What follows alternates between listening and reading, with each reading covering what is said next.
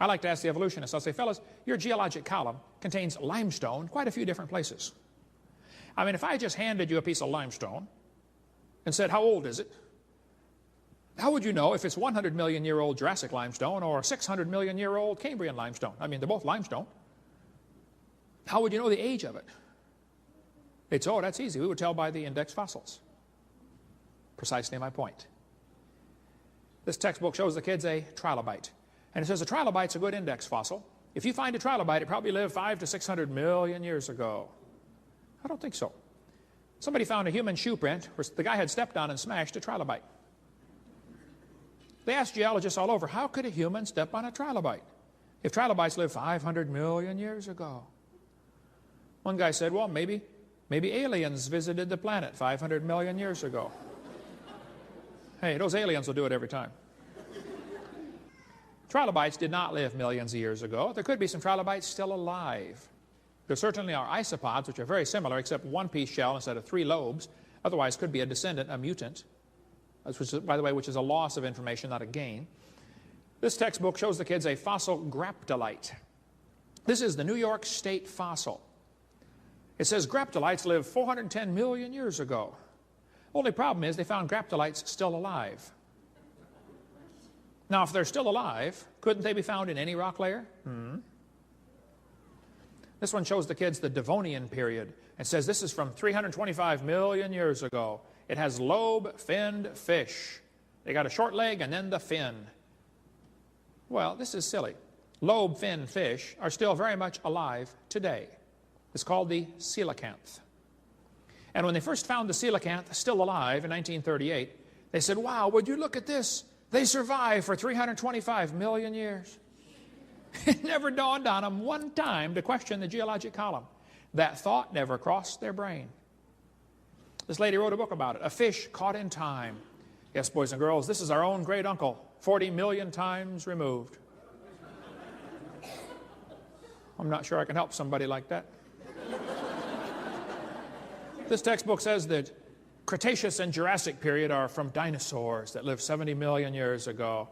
Oh, come on. Dinosaurs have always lived with man. We covered that on video number 3. Dinosaur blood was found inside a T-Rex bone about 10 years ago.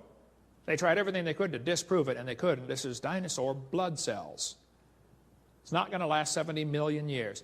Human hands were found fossilized in the same strata as dinosaurs were found fossilized. Here's a skeleton of a man 11 foot 6 inches tall. Well, long, not tall. He's laying down now. 11'6". How'd you like to have one of those guys on your basketball team? Roman Emperor Maximus was 8'6", 2,000 years ago, where we get our word maximum from. A 9 foot 8 inch skeleton was found in Indiana. 2 skeletons 9 feet tall found in Virginia City. Every skeleton found in this mine in this burial mound in Louisiana, 20 skeletons were found, all of them 9 feet tall. Skeleton 10 feet tall, found in Humboldt Lake, Nevada. And in Guam, they have a legend that the giants used to live on the island of Guam and built these big latte stones over there. In Indiana, 8 giants were found, ranging from 8 to 9 feet long, wearing heavy copper armor. The museum was not interested in them. Why would a museum not be interested in 9-foot skeletons to put on display? Could it be that there's a theory called evolution which says we started off small and we're getting bigger? Which makes us feel important, of course, you know. We're evolving. Ye shall be as gods. You're getting better. Could it be the truth is exactly the opposite?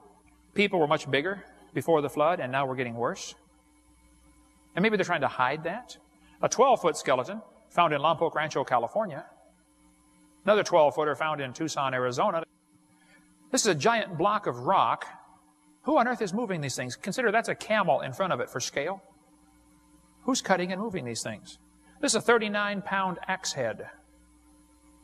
Swing a 10-pound sledge for a few minutes and see why I'm wondering who's swinging a 39-pound axe head. This is a stone designed to be held between the thumb and finger for chipping. This skull used to be on display in Winnemucca, Nevada until a few years ago when they took it down. It's in the basement. You have to specially ask to see it. A giant human skull. Here's a normal human thumb bone. Underneath is a giant human thumb bone. We've got a replica of a thigh bone in our museum from a guy that would have been about 13 feet tall. If you meet a guy like that, call him sir. There's an article on the table all about it down here if you want to read more on this one. These jawbones are on display at a hotel in Turkey, 6.5 inches across the TMJs. Any one of you could put your head inside the jaw and bounce it around. Waukesha, Wisconsin. They found a human skull 3 times the size of ordinary humans, found in an Indian burial mound. Giants were on the earth in those days. That's what the Bible says. There were giants here. Well, the Bible says we're made in God's image. Now, if we're made in God's image, why do we pay to teach the kids that this is Grandpa? What is the truth about the cavemen? Where do cavemen fit into this picture anyway? I mean, if the Bible's true and the earth's only 6,000 years old, what about the cavemen? Evolution teaches we're getting better and someday we're going to become God. The facts are we're getting worse. Things are falling apart. We now have an incredible genetic load. We are mentally and physically deficient compared to Adam and Eve. Things are not getting better. But we all teach the kids in the textbooks, this is Grandpa. What's the truth about the cavemen? Is it possible for an ape-like creature to turn to a human? Was your ancestor an ape-like creature? I don't think so. Let's talk about a few of the so-called cavemen. We could spend hours on this topic, but we got more to cover here. Nebraska man was used for years as evidence for evolution. All they found for Nebraska man was 1 tooth. That is the entire Nebraska man right there. 1 tooth. Then they built an entire man from that 1 tooth and later made him a wife. Now you have to really be good to know what his wife looks like from his tooth. Okay, but these are professionals. Don't question them, okay? They know what they're talking about. Later they found out the tooth actually came from a pig. There's the real Nebraska man right there. How about Piltdown man, named after the gravel pit it was found in Piltdown, England. Somebody took a human skull and an ape's jaw, they filed them down and fooled everybody. In 1912, they discovered the Piltdown man. It was in the New York Times. Darwin theory proved true from the Piltdown man. Piltdown man was a hoax. Somebody had taken an ape's jawbone and a human skull, broke the TMJs off, made them fit together, and fooled everybody, filed the teeth down. For 40 years, it was in the textbooks as proof for evolution. It was a fraud, exposed as a fraud, 1953. So, this guy said, the turning point in history will be the moment that man becomes aware that the only God of man is man himself. George Wald, the Nobel Prize winner, said, I will not accept that, talking about creation, philosophically, because I do not want to believe in God. Therefore, I choose to believe in that which I know is scientifically impossible. Spontaneous generation arising to evolution. He said, I know it's not possible, but the only other alternative is God did it. And I don't want that, so I'll believe the impossible. Evolution is the foundation philosophy for racism. Charles Darwin wrote a book. Here it is right here. It's called The Origin of Species. That's not the whole title to the book. They're kind of embarrassed by the whole title because it is very politically incorrect. I'll show it to you in a second. This book says, The Origin of Species. Now, this book came out 1859. The evolution theory was around way before that. But Darwin simply made it popular. He gave them an excuse of how it happened. Now, what is a species anyway? This textbook shows a bunch of different monkeys and says they're all different species. Okay, but they're the same kind of animal. They're still a monkey. And just because some guy decides that we've got, 12 species of monkeys here, doesn't mean they're different kinds. They're still the same kind of animal. This textbook, used in Escambia for a while, shows the different, a little more to the title. It says, Darwin's published his findings in a book titled, On the Origin of Species by Means of Natural Selection. That's still not the whole title. Here's the whole title to the book. You can look at it yourself. The Origin of Species by Means of Natural Selection, or the Preservation of Favored Races in the Struggle for Life. Oh, favored races. Now, Charlie, that's not politically correct. Well, back in 1859 it was. 1859, we had slavery in this country, folks. Racism was very popular, even in the non-slave states. They didn't want them to be enslaved, but they still thought they were inferior in many cases. Darwin thought natives were just advanced animals. Darwin said in the book Descent of Man, another book he wrote, he said, at some future period, not very distant as measured by centuries, the civilized races of man will almost certainly exterminate and replace the savage races throughout the world. Now, if a professor said that today, how long would he keep his job? By the way, you ought to go read the old newspapers. I mean, like 100 years ago, and see how they talked about the Indians as being savages. They always referred to them as savages, like they're inferior somehow. Darwin said in his book, "Thus from the war of nature, from famine and death, the most exalted object we are capable of conceiving, the production of higher animals, directly follows." See, Darwin's philosophy was messed up. He thought the more war, the more famine, the more death you have, the faster things evolve. The question is really very simple. Did man bring death into the world? Or did death bring man into the world? Could not be more opposite. Darwin's philosophy says death brought man into the world. Now, you have to understand, in 1859, when this book came out, slavery was legal in many parts of the world. By the way, there's still slavery going on today in many parts of the world. Okay? Negroes were bought and sold like cows. You owned them like property. You could do with them as you please. They had absolutely no rights. Now, Henry Fairfield Osborn, who was the curator at the American Museum of Natural History, said, "The standard of intelligence of the average adult Negro is similar to that of the 11-year-old youth of the species Homo sapien." He's trying to get across the idea that Negroes are a different species, isn't he? That's racism. Stephen Gould admitted, "Biological arguments for racism may have been common before 1850, but they increased by orders of magnitude following the acceptance of evolution theory." Thomas Huxley was the guy who promoted Darwin all over the country. Darwin wrote his book and went and hid. Huxley went out and really preached Darwin and made people accept what he said. Huxley said, "No rational man, cognizant of the facts, believes that the average Negro is the equal, still less the superior, of the white man." These are the guys who promoted Darwin. A guy named Kingsley, who was an Anglican priest who really promoted Darwin. Also, you know, if it hadn't been for the church accepting Darwin in the 1850s and 60s, the scientists rejected it at first. They said, "What a dumb theory." It was the Christians that accepted it. Kingsley said, "The black people of Australia, exactly the same race as the African Negro, cannot take in the gospel. They can't get saved." He said, "All attempts to bring them to a knowledge of the true God have as yet failed utterly. Poor brutes in human shape, they must perish off the face of the earth." They're inferior species. Now, some people thought the Aborigines from Australia were inferior because they have bigger jaw bones, which is true. Their jaws are bigger. If you study the jaw of an Aboriginal, the bone structure is heavier. And people say, "See, that's proof of evolution." No, it's not. The Aborigines are a nomadic society. They don't want to carry a toolbox around. So they carry the minimum with them. And when they get to where they got to go, they have to make their own tools again. And they use their teeth as a vice. They're constantly using their jaws as well as their hands, anything they've got, okay? And any bodybuilder will tell you, the more you build your muscles, the bigger the bones grow. So a person who's always using his jaws, his masseter muscles, is going to end up with bigger bones in response to that. After a lifetime of using your teeth like they do, you're going to have big jaw bones. It's got nothing to do with evolution. But somebody noticed this back 150 years ago and said, "Wow, the Aborigines have bigger jaw bones." So they went over and began robbing the graves of the Aborigines to get their heads for museums to be demonstrations for evolution. They treated the Aborigines awful. If you've seen the movie Quigley Down Under, where he brought people over there just to shoot the Aborigines, that kind of stuff really happened. They thought they were just, you know, an animal. These two folks went to Australia to collect specimens for museums. Interesting story here in Creation magazine. They said right here, "A New South Wales missionary was the horrified witness to the slaughter by mounted police of a group of dozens of Aboriginal men, women, and children.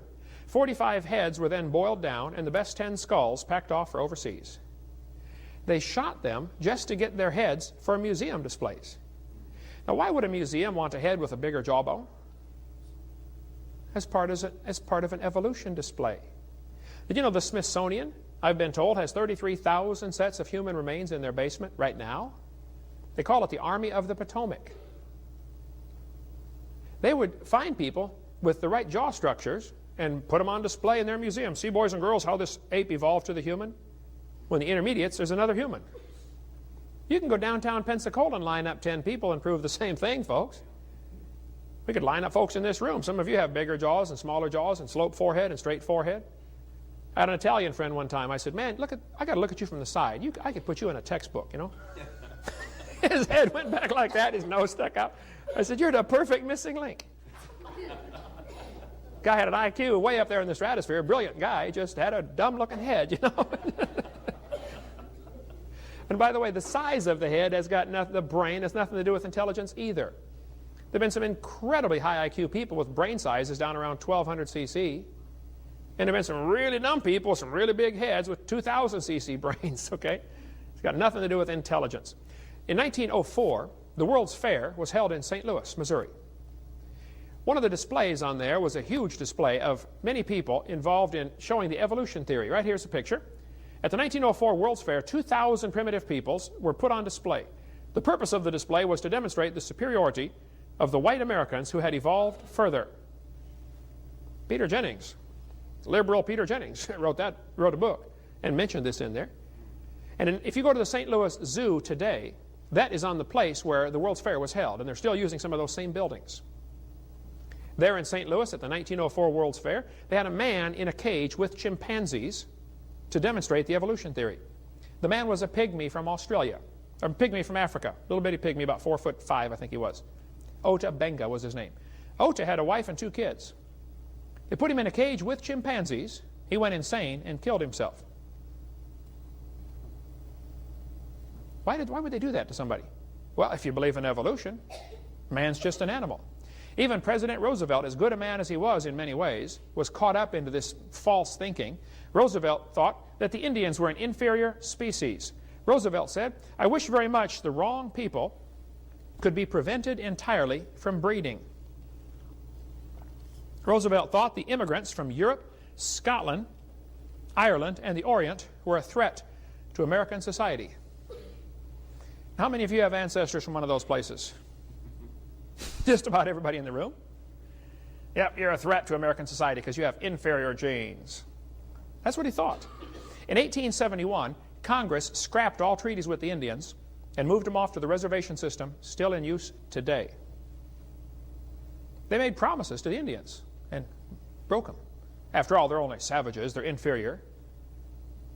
The Trail of Tears took place before Darwin's book came out, but still, evolution was very much taught before Darwin's book. Darwin just simply made it popular. But in the Trail of Tears, the Cherokee Indians were moved off their land by force to Oklahoma. About a third of them died along the way. Sam Houston married a Cherokee bride. He was really upset about what's going on with the white people picking on these Indians for no reason other than they thought they were an inferior species, which goes right back to the evolution teaching.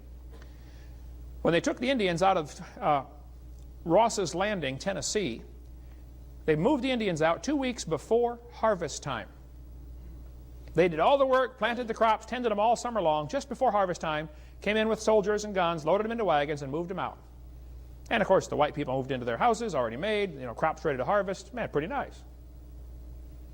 So people would forget about what happened, this horrible slaughter of the Indians. They renamed the city. It used to be called Ross's Landing after Chief Ross. Now they call it Chattanooga. Renamed to honor, or to make people forget what happened. Here's an article from Franklin College in Franklin, Indiana.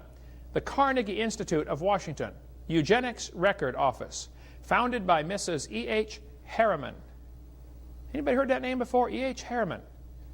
How many saw Butch Cassidy and the Sundance Kid? He's getting ready to blow up the train, and he said, "I work for Mr. E.H. Harriman." Super rich gazillionaire back in those days. Very much involved in wanting to improve humanity by eliminating the inferior. Carnegie started the organization now in Berkeley, California, that fights to keep creation out of schools. It's his funding that supplied the start of that organization. The whole idea that man is superior, there's a bunch of guys been involved in this.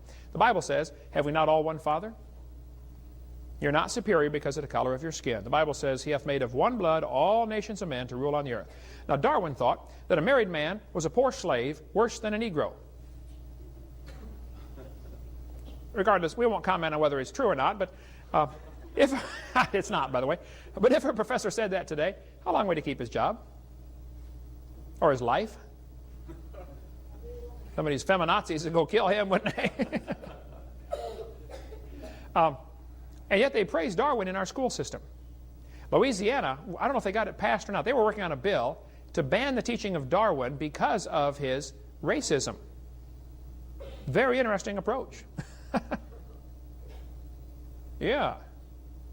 I mean, if our school started teaching the teachings of Adolf Hitler and made it mandatory reading, wouldn't people get upset? Well, why aren't they upset about the mandatory teaching of Darwinism? Darwin said, the chief distinction of intellectual powers between the two sexes is shown by man's attaining to a higher eminence in whatever he takes up. Whether requiring deep thought, reason, or imagination, or merely the use of the senses and hands, the average mental power in man must be above that of woman. Darwin finally married his first cousin, Emma Wedgwood. Nobody else would take him. Darwin thought men were superior in every single way. Darwin believed in inbreeding, so he married Emma, his first cousin. He wanted to raise a superior stock of children. He ended up having 10 children. Mary died shortly after birth. Anne died at 10. Robert was born retarded and died at 19 months. Henrietta had a serious nervous breakdown at 15. 3 of his other 6 sons were ill so often, Charles regarded them as semi-invalids. So much for inbreeding, Charlie. Evolution is the foundation for communism. Communism, started by a guy named Karl Marx, removes God from authority and puts man in his place. He says there is no God, so man must be in charge. Missionaries have said when they're working in a country and the communists take over, the first thing the communists do when they come into the country, they go into the schools and they start teaching communism? No. They start teaching evolution. They start by laying a foundation of evolution, and then they bring in the teachings of communism. Communism can't thrive in a place where people believe they've got rights that come from the Creator. And the creation movement in America is one of the biggest hindrances to the advancement of the New World Order. And they very much would like to get rid of guys like me who don't believe in evolution. The guy who founded the ACLU, the American Communist Lawyers Union, or the Anti-Christian Lawyers Union, whatever it is, Roger Baldwin said communism is the goal. You ought to read the history of the founding of the ACLU. One of the purposes of that lawyers' movement was to advance the cause of communism. Karl Marx, whose real name was Moses Mordecai Marx Levy, alias Karl Marx, when he was 17 years old, he wrote a beautiful paper telling how much he loved the Lord. High school graduation, he had a paper saying, man, I want to serve God with my life. Then he went off to college.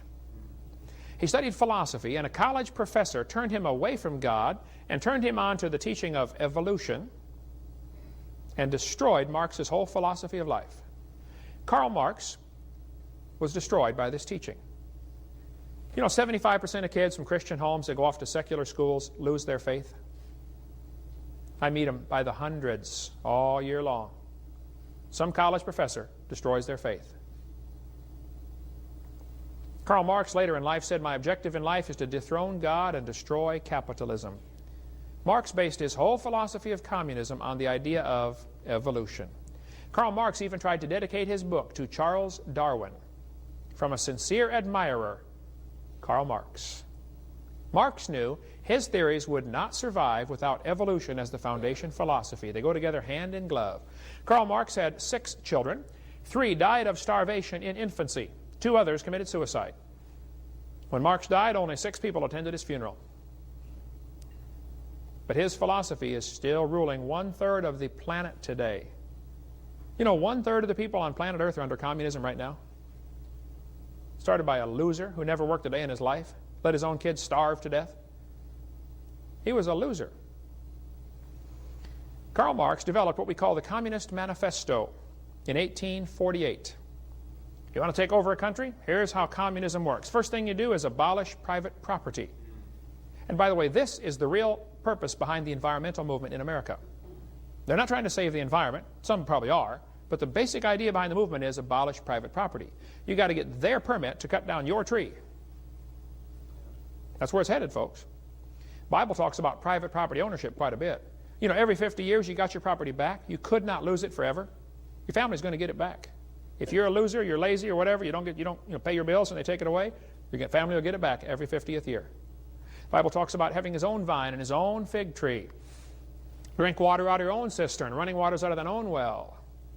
In Hitler's book, Mein Kampf, you can read his racist philosophy. It just kind of oozes off every page. Adolf Hitler's mind was captivated by evolutionary thinking, probably since he was a boy. Evolutionary ideas lie at the basis of all that is worst in Mein Kampf and in his speeches. Hitler offered to send the Jews to anybody who would take them. He said, you want these Jews? I'll send them to you. I read a lot about Hitler and the Holocaust. You ought to read the book While 6 Million Died and see what the rest of the world did. Did you know Hitler offered to send the Jews to America and Roosevelt refused to let him? Unbelievable what happened, folks, during before World War II. In Hitler's book, Mein Kampf, on page 286 in this edition, he said, even less does nature desire the blending of a higher with a lower race. Who's a higher and a lower race, Adolf? Hitler kept talking about the Aryan blood and lower peoples. Well, who's an Aryan anyway? Well, I found Hitler's hit list. I was reading in Keene State University, New Hampshire. I was doing some research in their library there one time, and I found they got a whole section of the library just about Hitler and the Holocaust. I thought, wow, I was in hog heaven. So I asked the librarian, why did Hitler kill the Jews?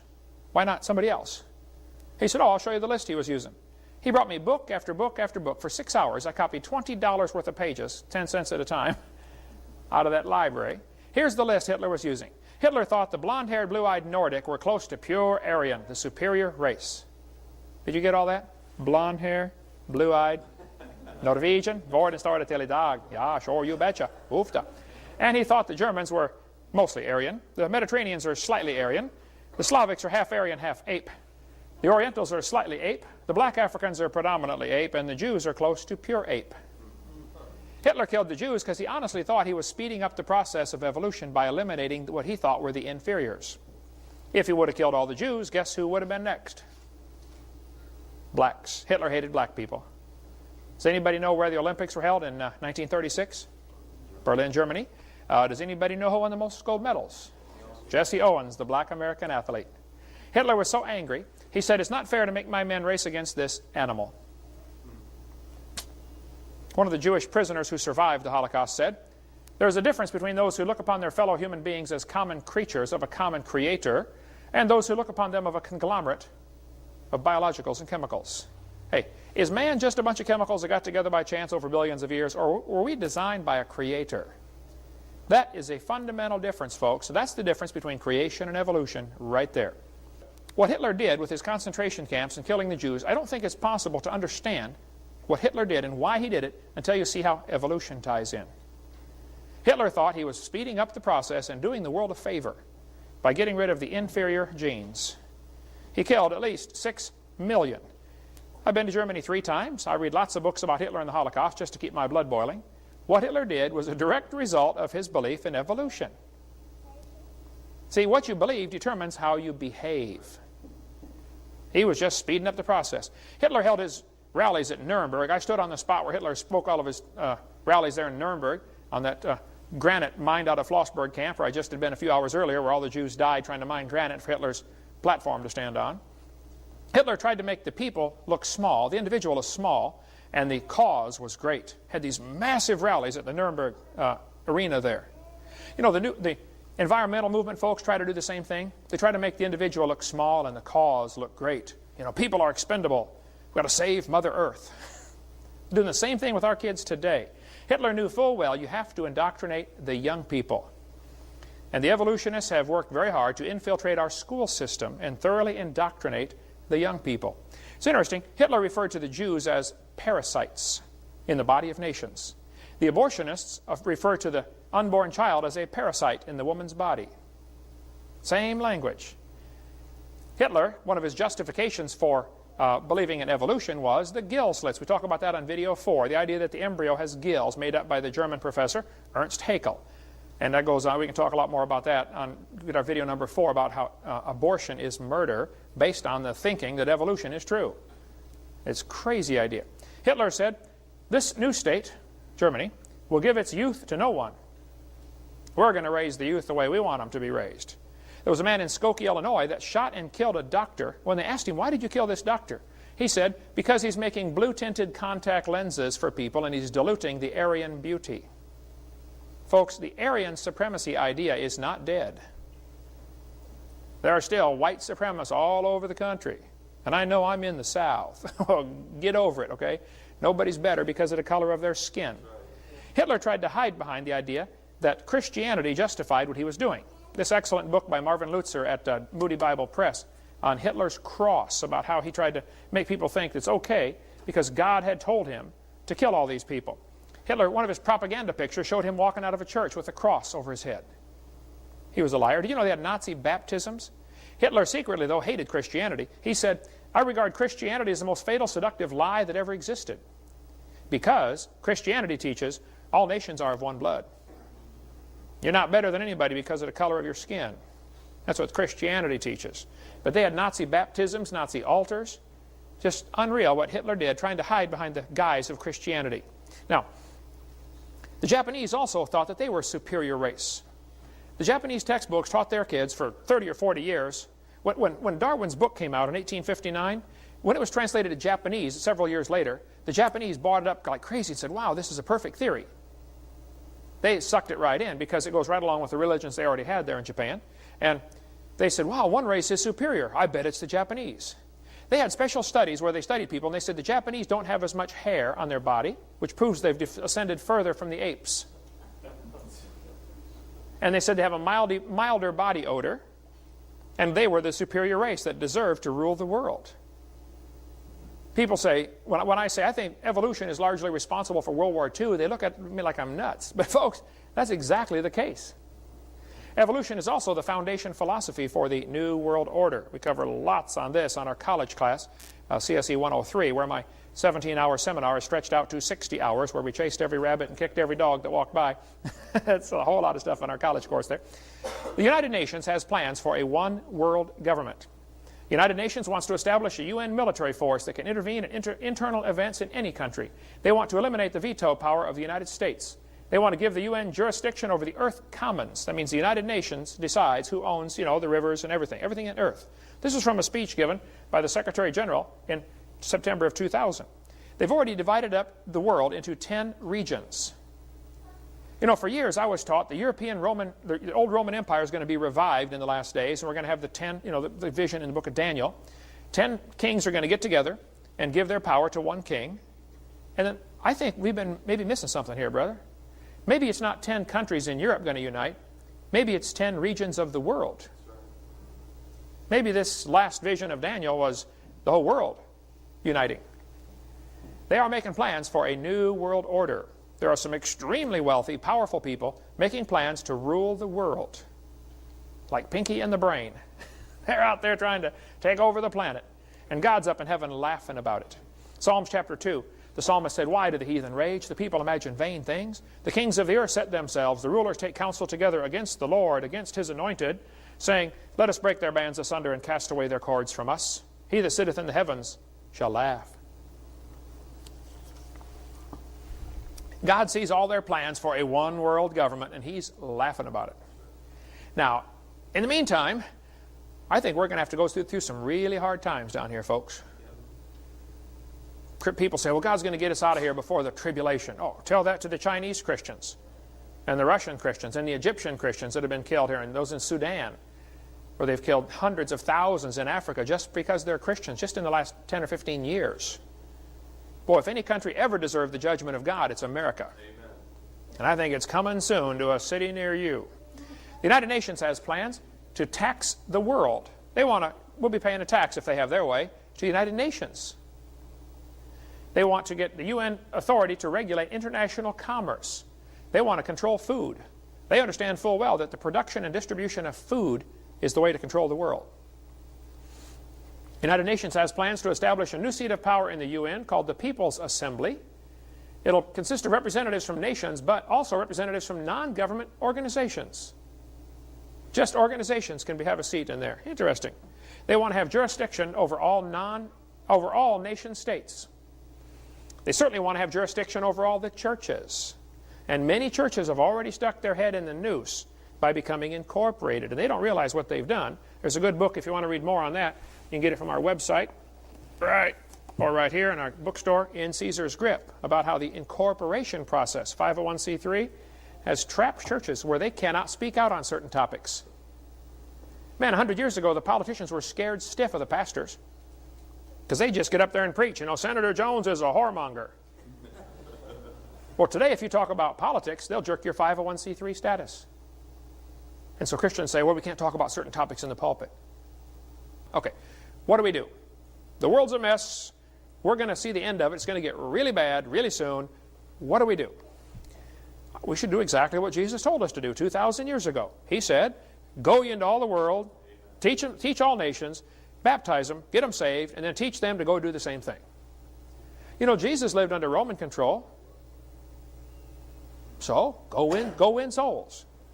The Bible says, my people are destroyed for lack of knowledge. We need to know what to do.